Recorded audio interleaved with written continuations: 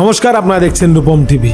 বাংলাদেশের ছাত্র আন্দোলন দিয়ে শুরু হয়, শেষ হয় শেখ হাসিনার পদত্যাগ নিয়ে।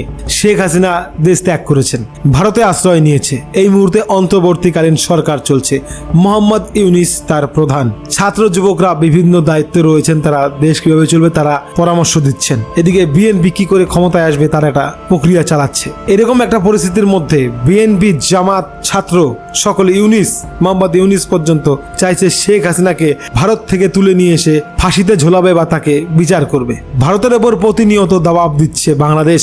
মোহাম্মদ ইউনিস থেকে শুরু করে, বিএনপি নেতা থেকে শুরু করে, জামাত থেকে শুরু করে ছাত্র নেতারা প্রতিনিয়ত বলে বেড়াচ্ছে শেখ হাসিনাকে বাংলাদেশের হাতে তুলে দিতে হবে, ভারতকে, মোদিকে শেখ হাসিনাকে তুলে দিতেই হবে, তা না হলে খুব খারাপ হবে। এরকম একটা পরিস্থিতির মধ্যে ভারত কি ভয়ে শেখ হাসিনাকে বাংলাদেশের হাতে তুলে দেবে?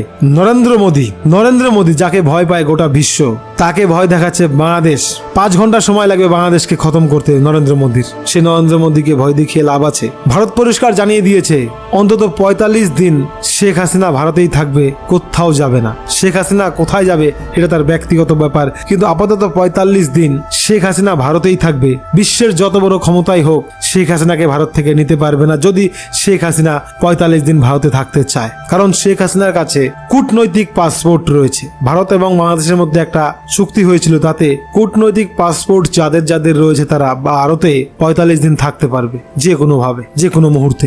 সেই ক্ষমতা বলে শেখ হাসিনার কাছে কূটনৈতিক পাসপোর্ট রয়েছে, যার বলে শেখ হাসিনা ভারতে থাকতে পারবে 1.5 মাস।